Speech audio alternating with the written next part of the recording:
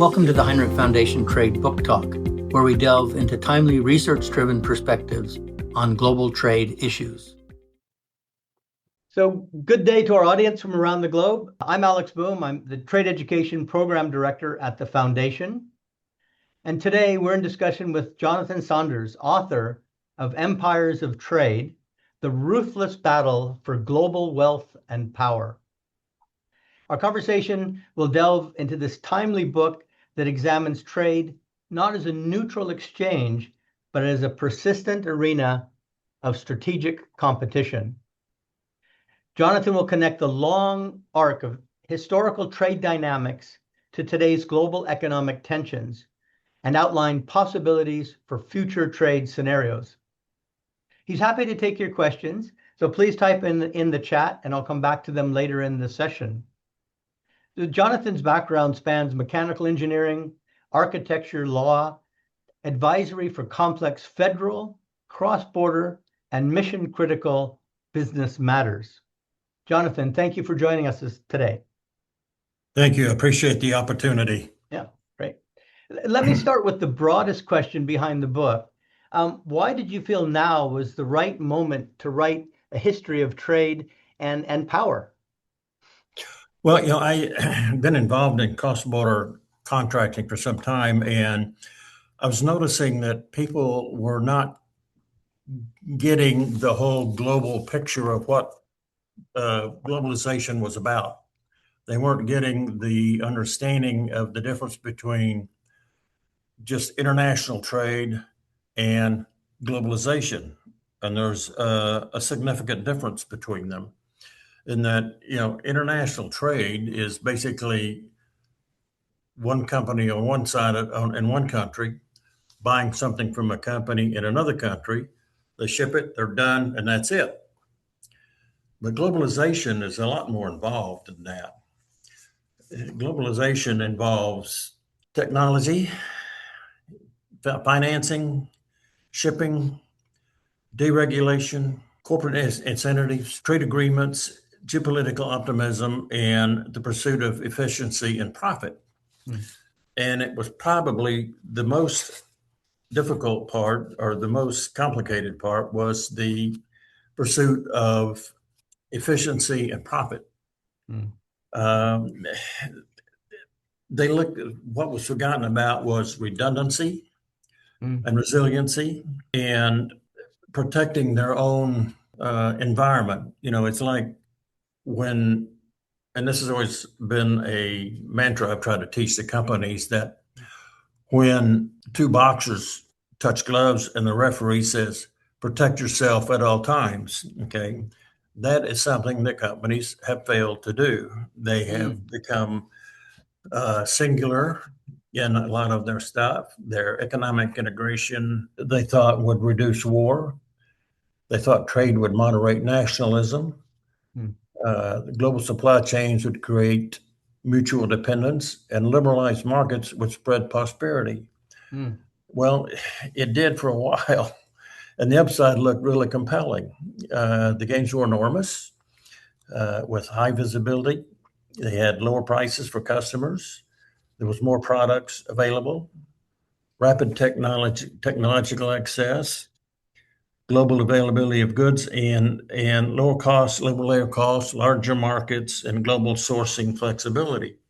But the downside was that the system worked really well, but then it became stressed through situations like COVID, Ukraine, the war in Ukraine, shipping disruptions, semiconductor shortages, energy shocks, and rising U.S.-China tensions. And then suddenly, governments and corporations realized, that critical industries lacked domestic capability. They had concentrated production and created strategic vulnerability. Their efficiency had replaced redundancy, which was important, which I'd like to talk about in contracts. But the system worked really well, again, until it got stressed. Under traditional trade systems, nations traded externally, but retained relatively independent internal economic foundations. But that isn't happening in globalization. Mm. Globalization changed that. Production itself became internally fragmented. This meant countries increasingly depended on foreign components, Mm. foreign energy, foreign technology, foreign shipping, foreign financing, foreign rare earths, foreign pharmaceuticals, foreign semiconductors, and so on. The system became deeply interwoven. Instead of having this interdependence, it became very interwoven so that they were uh, really reliant on each other. And So what has happened is that the world has become so interconnected that mm, when you have a disruption like we have now, or have had been going on for a while now, mm. is it really makes things more difficult. And that's, that was what reason I brought it is I just thought people need to know more about what's going on. They're getting one-sided pictures from, Yeah. and this isn't bad, but you've got people who are specialists in economics and some in trade and some this and that, and they're all giving their side of it, but nobody's giving an overall comprehensive picture. Bringing it all together. And so you really bringing globalization to the fore and in perspective for the reader. Now that's where we are now. But you have a real broad historic arc. You've taken the reader through from mercantilism and the empire to the technology and the economic rivalry.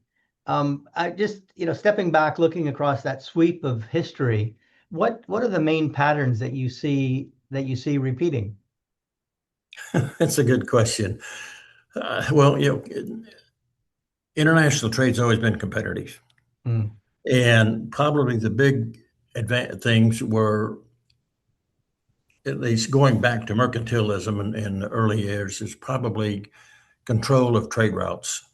Okay, and Mm. then a lot of the companies would come in and actually take over a country.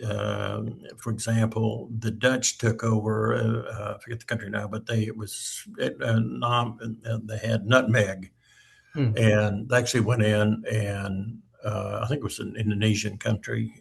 They went in and actually literally, and I talk about this in the book. They went in and killed off all the males, took the women and children and shipped them off as slaves, and put their own people in there to take over because the nutmeg was such a lucrative type of business. So what has happened is, in looking back to the history, the most common things would be trade routes and Mm. controlling the product, whatever it was that they were trying to control, whether it was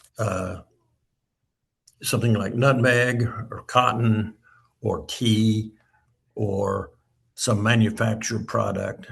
The idea was to control it and gain dominance over it, which was probably the biggest thing that occurred and is trying to occur now is Mm. dominance.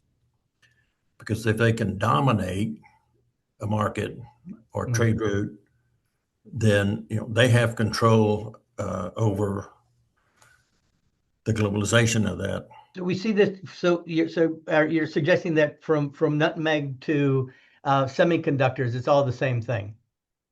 Pretty much, yeah. Mm. It's just the product has changed, but the logic is still the same thing. Mm. It's control, it's Mm. dominance. Uh, it's about controlling and having the power to manipulate is really what it's about, and that's what's going on now. Uh, You've touched on from the corporate side historically. Where does in history where do the from the national point of view or the country perspective, what do we see that's sort of common historically up until today? What are some of the themes there? well, historically, probably the most common thing has been tariffs. Mm. Okay, they go back thousands of years. They found out that they could use tariffs not only to control and protect their own industries that they had, which is one of the reasons they used it, but it also brought money into the government. Mm. And then they found out that they could use regulations of different sorts, such as controlling, how much of a product could come in, or how much of a product their own people could sell or ship out. Mm. Uh, and of course, in modern times, it's gotten a lot more complicated with artificial intelligence and communications with the internet, where governments are laying out some very sophisticated and very strict rules when they feel like they need to gain control of the market. Mm. So, And again, it's before, say, the telephone or Western Union or whatever, the communication was different, and they didn't have the ability to reach across nations or oceans or continents and tell somebody, "Hey, we're not going to let you do that because of you're oversupplying the market, mm. or you're underpricing it, or whatever their thought of the moment is," if you Mm. will. Mm. But you note, I guess in France there was a revolt basically because of the protectionism, if I'm correct, and we see sort of on the other hand in the U.S. now a bit of a revolt from sort of openness or globalization. I could you talk to those points, maybe how they're similar or different? They're kind of both based on the impact of the market and government policy kind of from different directions. Could you comment on that, please? Would you mind restating that again? Yeah, so we were in France. There was the protectionism, and there was revolt, and in the U.S. There's probably the view is too much openness, and there's a bit of a revolt. Could you sort of talk about that, maybe the domestic issues of this globalization or global trade, tariffs, and some of that power, how it reflects back on the local population? Well, yeah, in the United States, for some reason, they seem to think that there's oversupply, that we're being taken advantage of, and Mm, I guess that's probably like a lot of things. It's just sort of, that's anybody's opinion. mm, Uh, but the attempt to try to regulate industry as it coming in and going out, and take away from this openness that we've had in the United States, and try to restrict it. I don't want to get into politics on that, but I mean, I think that it's probably erroneous. Uh, the international trade itself, just forgetting the globalization and all the mm, things that go with that, just allowed people to have choices. It allowed people to buy at a price that they felt they could afford. If they didn't like the price from this supplier from China, they could buy the supplier from, say, Vietnam or wherever they happen to be. mm, Uh, Say, for example, like coffee is a big item. Okay, if they didn't like the coffee price from Brazil, they could buy the coffee price from somebody else. mm, Uh, so that, I think, is a problem because it's limiting. And then like you talked about France. Now, I'm not that familiar with their situation, but mm, I think trying to control the goods that come in and the goods that mm, go out and the pricing and so forth can have some benefits for the local businesses, mhm, but it can also be limiting. And I'm trying to wrap my head around is, why somebody would want to limit their own businesses mm, uh, yeah, by putting restraints on them. yeah, And in the United States, it's kind of like, why are we withdrawing and putting all these outrageous tariffs on mm, uh, other trading partners? mm, yeah, Foreign. It's been done in the past. I mean, it's yeah, been done outrageous in points in the past, and even back in the 20s when it was done here. mm, Uh, I just, my own opinion is that that's erroneous. I mean, I think mm, small tariffs and other restrictions are necessary as mm, they help protect business. But as far as leaving it open for trade, yeah, I mean, people can go on the internet and buy Yeah. stuff online from China or Vietnam or Brazil or France or Italy. They can buy clothing, they can buy Yeah. cars, so it's kind of an odd situation, really. Yeah. So yeah, it is, and you're talking about choice here, product choice, lower prices, opportunity. In the book, you touch on some of the job losses, but also you touch on the job creation, lifting so many people out of poverty. Would you just touch on that a little bit? Because there are winners and losers, and you go into that a bit. Could you share that with the audience, please? Sure, yeah. The some industries, they rise and they fall, and they rise and they fall not only on and through international trade, but just in Mm, their own domestic locations. yeah. It could be steel, it could be concrete. I mean, I not to digress here, but I remember when I had my engineering company, we were trying to buy concrete in the 1980s Mm, locally in the United States, and they just couldn't produce it fast enough yeah. Yeah. because of all the construction. So we ended up Mm, buying it from China. mm, And nothing wrong with that. And some of our projects were government projects, and they just said, "Okay, go ahead," mm, in spite of their Buy American thing.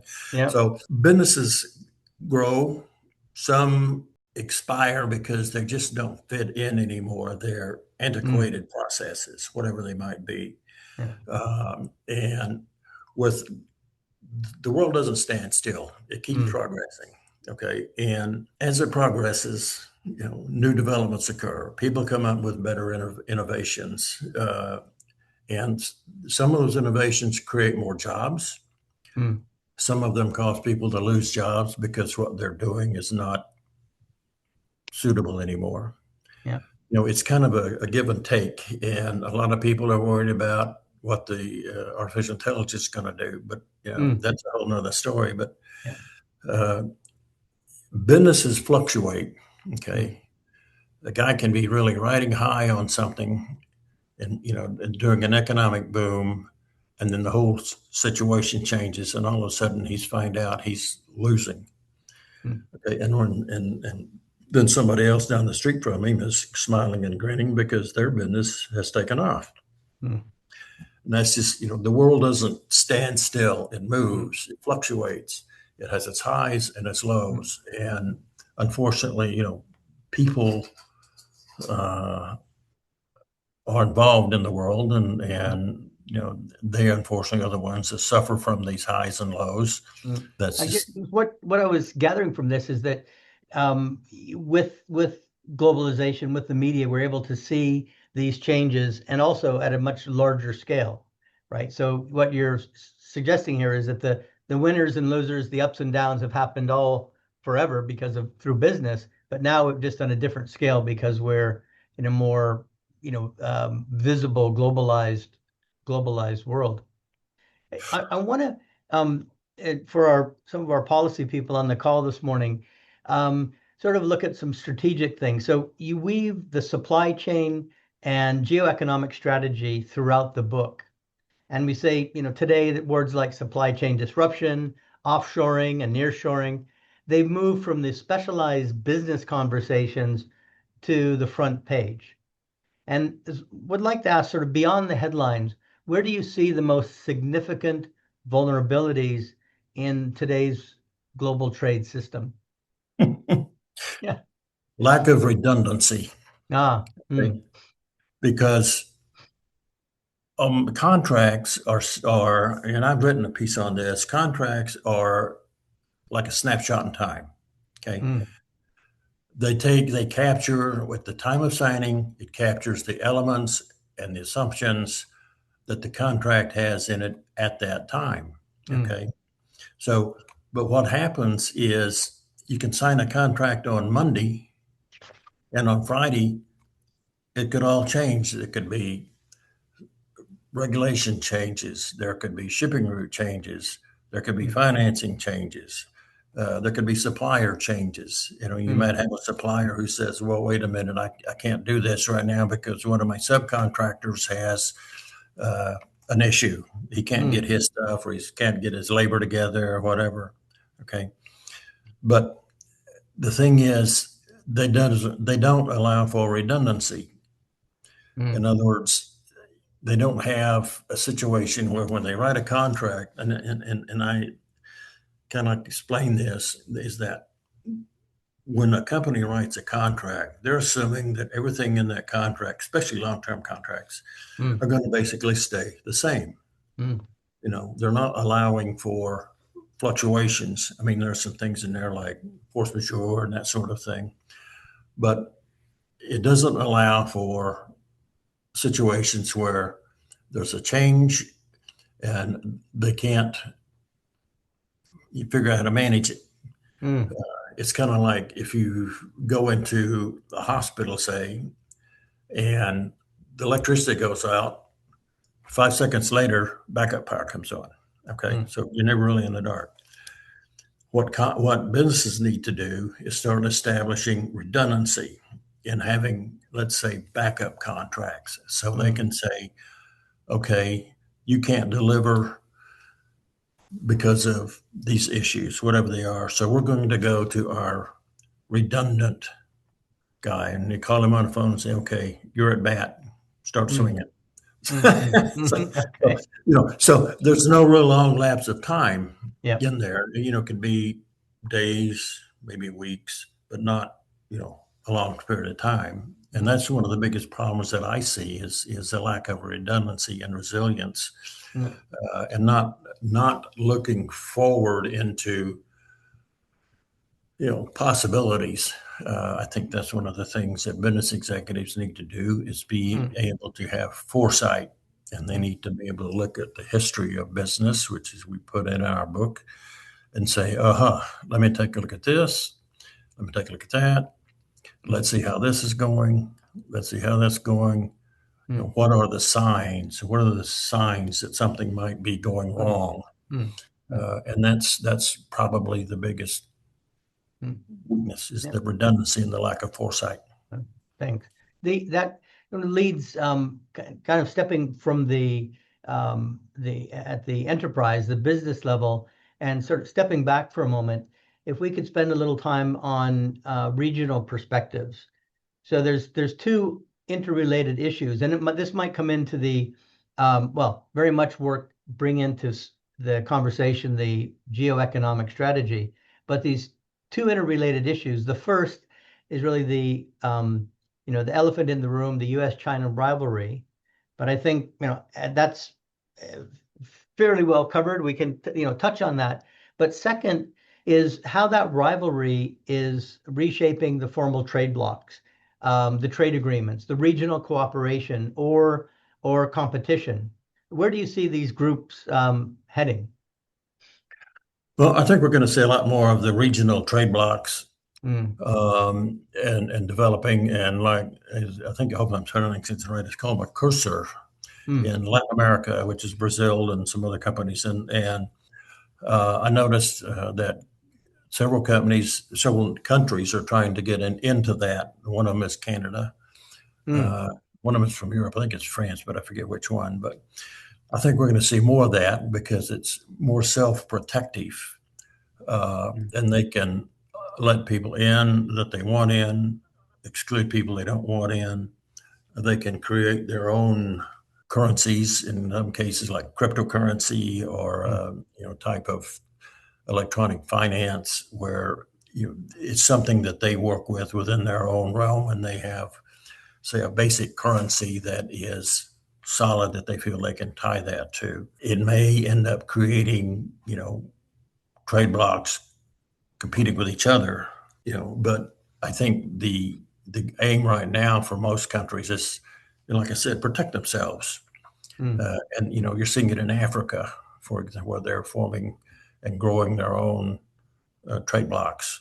Of course, South America, and there is some in Asia, in the Pacific Basin there as well.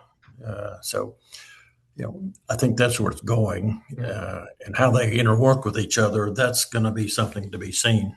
Yeah, I think that interworking is, if you could just drill down a little bit more. So I think the historic trade blocks have been quite firm and fixed, and it seems that some of them that are being developed now are a little bit more flexible.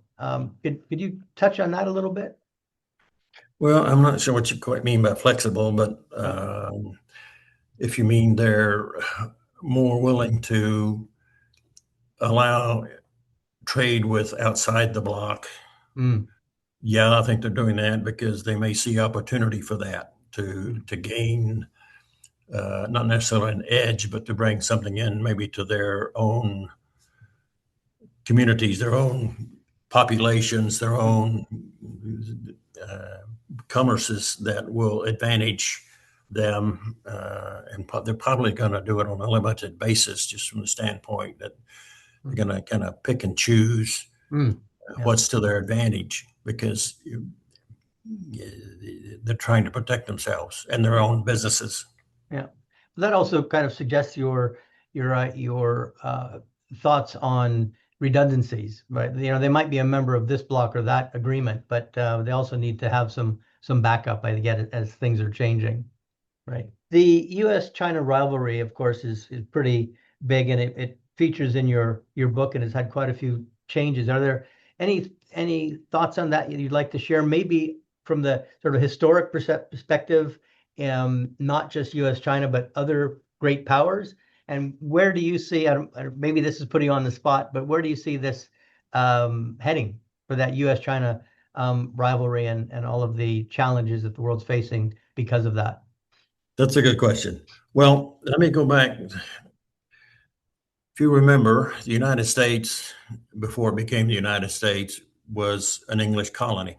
Mm, And I think it was 1877 or 1878, after the colonies became the Americas, it got their freedom from Great Britain. It was very shortly after that, a furniture manufacturer, and I don't remember the name of it, but it was in New England, sent some furniture to China. Now we're talking about 1877 mm. to see if they could make it cheaper Oh, and gosh. and as well good quality and cheaper. So the United States relationship with China goes back to the late 1700s. Right Mhm. after America got its freedom Mm, from Great Britain, because Great Britain had really restricted American trade. Everything from the yeah. United States had to go to Great Britain and be before it could be sold anywhere else. So yeah, it's a long term. It's been a very long, contentious relationship. Mm, Sometimes it works well, sometimes it doesn't. It's kind of like a marriage, if you will, mhm, mhm, in that it has its good moments and its bad moments. There's mm, squabbles, there's fights, uh, not physical fights, but trade war fights or mm, squabbles in that direction. And who will dominate is a good question mhm, mm, in the long run. It's really going to boil down to Uh, let me grab a note here. I made a note on that. If you'll give mm, me a second here, mm, but it's going to really boil down to you know who can control uh, financial mm, systems. mm, Okay, who can control trade routes? Who can control uh, production on extensive items like rare earth minerals mm, or advanced science technology, and that's a big one. Advanced technology mm, because it mm, involves everything from toys to mm, cars, ships, and military weaponry, and so on. So it's really going to boil down to who can outdo the other. And it may be one of these situations where in 1990, in 2025, or excuse me, 2026, mm, the US is up. 2027, China is up. 2028, America's up. 2029, they're running head to head. It's one of those situations mm, where they're mm, competitive, mhm, and mm, and mm. you have just two different philosophical thoughts on how to do business, Yeah. and sometimes the Chinese seem to be a little bit more creative, and I got kind of amused, if you will, at their uh, road and what do you call it, road The and Belt and Road Initiative. Belt Yeah. and Road thing, yeah, Yeah. because they're Yeah. going into countries, and saying, here, we'll help you develop your roads, your infrastructure, and all that, so you can advance your business. Mm. Of course, they're going to want something in return. Yeah. Yeah. But I kept wondering, why didn't the United States think of that? I Mm-hmm. mean, Mm. we got all the capability to do that, and there's things I don't understand. And Yeah. sometimes I think that the American, I don't know about the government, excuse me, about business, but I think the American government gets kind of outthought sometimes. So Mm. Mm. So competition can be good. It can be good. competition can be very good. Yeah.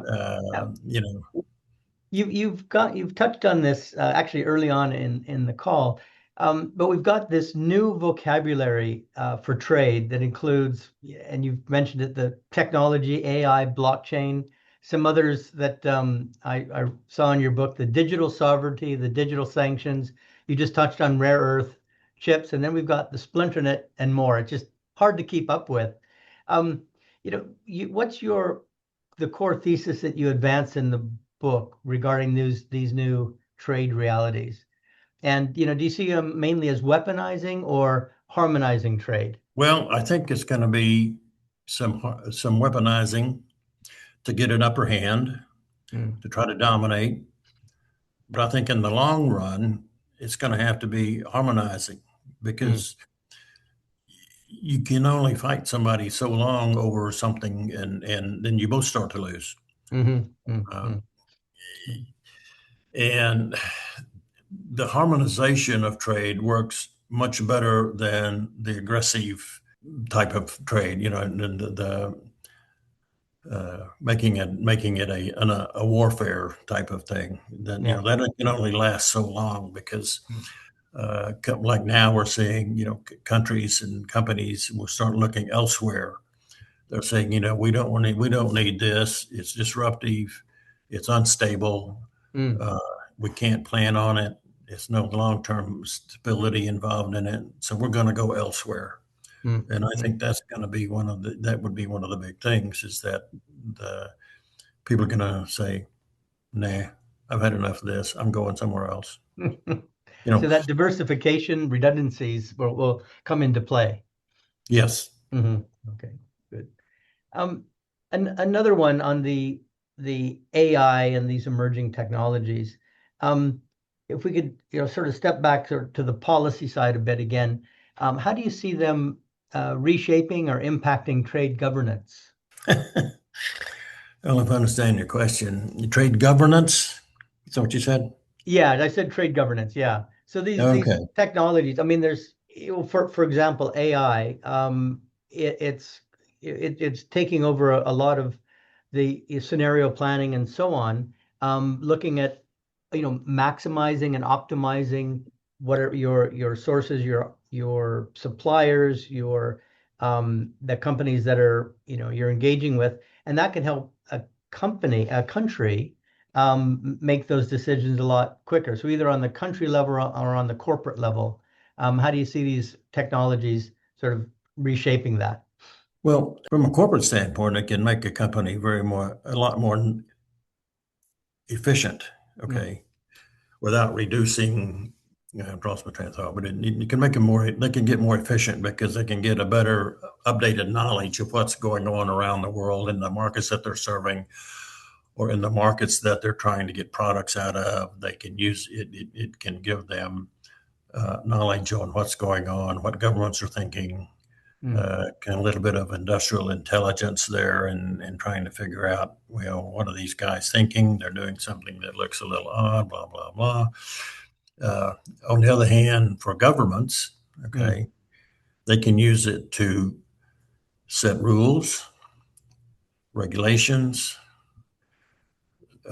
supervise, if you will, the financial mm, means that are used, especially if cryptocurrencies and digital finance grow. They're mm, going to want to supervise that for a number of reasons. Um, and the government has an interest in making sure, and using AI to make sure that there's generally, I think, a level playing field. Hmm. at least in their own country, and then they Hmm. can try and keep a level playing field as much as possible with companies that they trade with. Hmm. Uh, some will abuse it, obviously. I mean, it's going to happen. Uh, but I think that it is a boon for business and government, and Hmm. especially if they will get their heads together, the government and the business, and coordinate so that government knows really what businesses need. You know, I think there's a lot of time there's a disconnect between Hmm. government and business in that what is really needed, because policymakers will make a policy or a ruling and it really just complicates life for business. Uh, Hmm. and there needs to be much more, especially with the use of AI, and because it opens so many doors and creates so many avenues where there's so much knowledge available. Hmm. And I say knowledge, I mean not just book knowledge, but I mean just day-to-day happenings that can affect Yeah. a company. And they just need to be able to get together and figure out, how they're going to work together on that so that they both gain from it. Hmm. Hmm. The government gets what it needs out of it, and the businesses are able to grow and prosper, and create a better environment Hmm. in their home country. Hmm. So I think that's Okay. And from the host of new technologies, you mentioned blockchain a number of times. Is there anything that you want to elaborate on that? Because it kind of, I think in the press it sort of seemed to be something that came and went, but you brought it up several times, of course, in the book, but also in today's call. Is there anything you'd like to add to that? well. I think that it's going to become. You can design, and we've worked with some companies on this on designing blockchain contracts, which Hmm. expedite things. It's been in particular they expedite payment. And the thing about the blockchains or financial new developing financial payment systems or Hmm. payment rails is that they can allow quicker turnaround on capital, because Hmm. a manufacturer manufactures stuff and he sends out millions of dollars worth of stuff on Monday. Okay. Well, he got all this money tied up in it, and he's got to wait until not only does the ship or however it gets across the ocean and gets to there and gets delivered, uh, but then he's got to wait for the company on the other end to make payment, which depending on how it's done, if it goes through the Swift bank system, it could take a long time. Hmm. So, but if you can set this up like with the blockchain, where when the delivery's made, Hmm. payment's made, it's Hmm. instantaneous. Okay, Yeah. Yeah. then that moves capital back to the company quicker, Yeah. so it can turn around and reinvest it. And Yeah. it's not sitting there, it's not having to pay interest on loans or, Yeah. receivables financing, uh, waiting to buy more inventory because it doesn't have the immediate cash, all that sort of thing. Yeah. It could be, if handled properly, it could be a significant boom for industry, I think. Great, great. Yeah. Well, yeah, trade finance is massive, so hopefully that'll help us all. We're wanted to look at the companies. You mentioned this, some of your advice to companies on redundancy, but for companies that are today navigating this newly fragmented global market, what signals should they be watching for? You talked about some new alignment between countries, the new technology. What should companies look for to get through all this?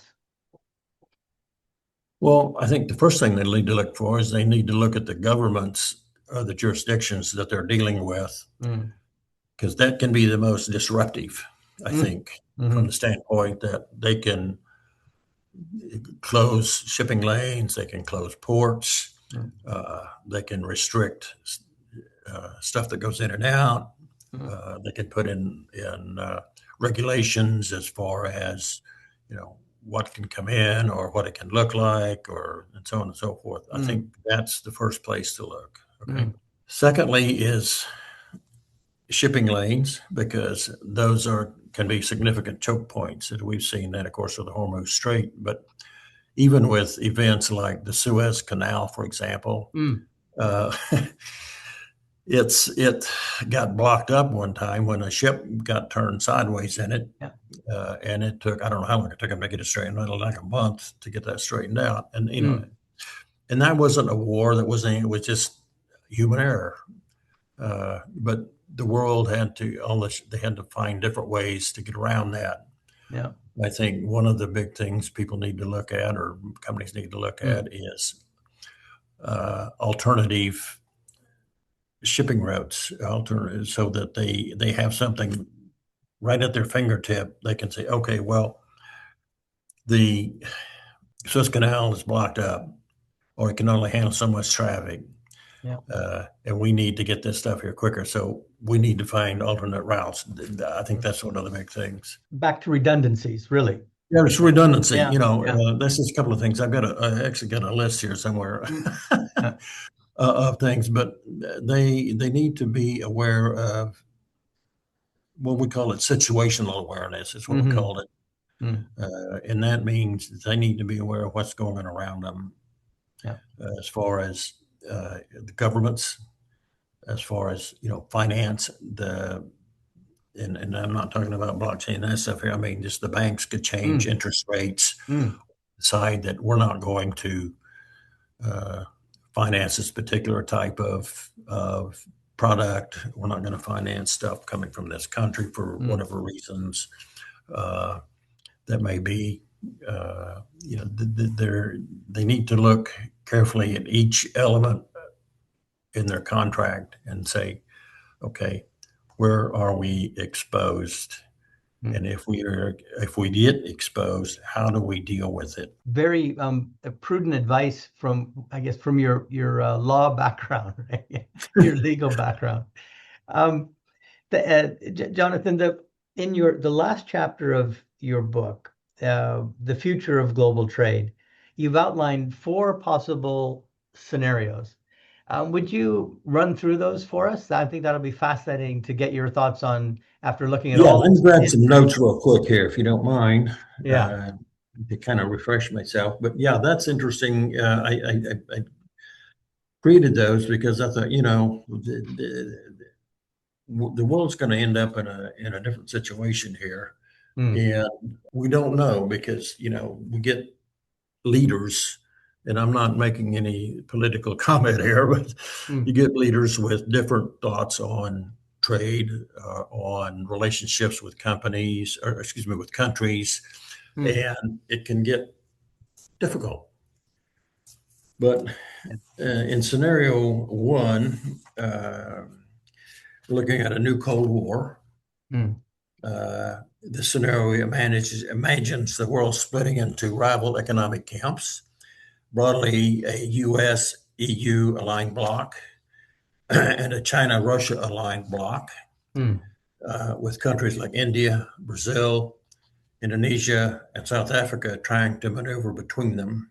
In this world, supply chains are organized less around efficiency and more around alliance, security, and strategic dependency. The manuscript decides global free trade giving way to trade by political alignment with rare earths, semiconductors, energy, cyber capacity, and finance becoming instruments of the bloc power.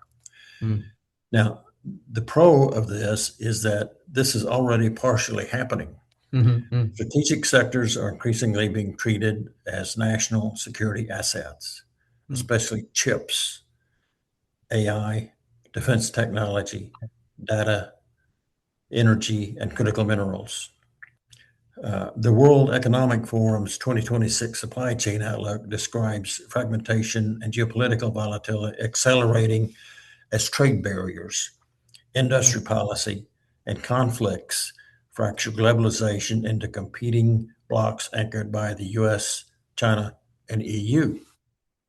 Now, scenario 2, which is probably more where we're headed, is managed competition. And this is trade wars without collapse. This is the most realistic scenario, I think, because we're just too interdependent, even as it is. Even in just regular international trade, there's still dependency there. But I describe a world where trade remains a battleground, but the system does not completely break. Tariffs, sanctions, export controls, and strategic restrictions become normal tools, but governments preserve enough trade to avoid collapse. Certain sectors, such as AI, semiconductors, quantum computing, biotech, cybersecurity, pharmaceuticals, defense, become guarded while ordinary trade continues where possible. Okay, so the pro side of this is that this fits the world we're actually seeing. Trade is not ending. It is not. It is being filtered. Governments are not saying no trade. They're saying controlled trade, secure supply chains, trusted partners, friendshoring, export controls, and industrial policy. The UNCTADS 2026 trade update says global trade is under pressure from slower growth, geopolitical fragmentation, digital and green transitions, and tighter national regulations. That is almost exactly managed competition. Okay. Now, 3 is collapse of globalization. Okay. This is the darkest scenario. The manuscript decides trade wars spiraling into hyperprotectionism, multilateral institutions becoming irrelevant, countries retreating into economic fortresses, supply chains breaking, prices rising, investment collapsing, and developing nations being hit especially hard. It also ties economic collapse to political extremism, authoritarianism, migration pressure, and technological stagnation. Now, the strong side of this is the warning, the historical warning is real. Smoot-Hawley, the Great Depression, wartime blockades, and sanctions regimes all show that economic conflict can spiral.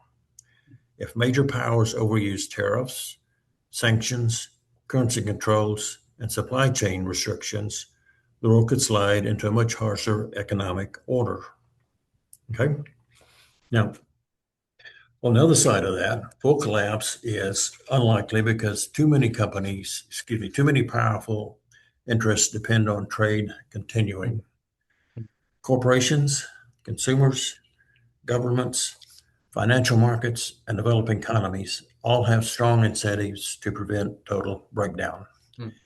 Even the World Trade Organization reported that world merchandise trade grew strongly in 2025, partly because AI-related goods offset tariff pressure, although trade is expected to slow in 2026. Not know if it's slowing or not, but it's having its issues. Now, scenario 4. I call it Globalization 2.0, which is a new golden age of trade. This is the optimistic scenario. Envision globalization emerging in a more decentralized, technologically advanced form, powered by AI-driven supply chains, blockchain, smart contracts, decentralized finance, automation, robotics, 3D printing, and localized production hubs. It is not a return to old globalization, but a technologically enhanced version. Now, you notice all of that contained a lot of highly sophisticated technological equipment issues and what have you. Now, technology can create a new form of trade, which we're seeing that happen. AI, automation, digital finance, and decentralized production may make supply chains more flexible and less dependent on single choke points. Now, that supports your larger volume. Excuse me, that is my note. Anyway, that supports thinking about settlement rails, stable coins, alternative payment systems, and capital velocity. Now, choke points are not only, just to digress a minute here, not only just physical choke points, such as shipping with, choke points where like we have with Hormuz or Malacca or some of these places that could be formed, but choke points also include production capabilities, financing capabilities, regulation capabilities, and so on. Those could become choke points, and that's something that management needs to look at, is choke points. Technology does not eliminate power. It often concentrates it. AI chips, cloud infrastructure, data centers, energy supply, digital identity, payment rails, and blockchain regulation all become new control points. So globalization 2.0 may happen technologically, but politically it will still be governed by managed competition.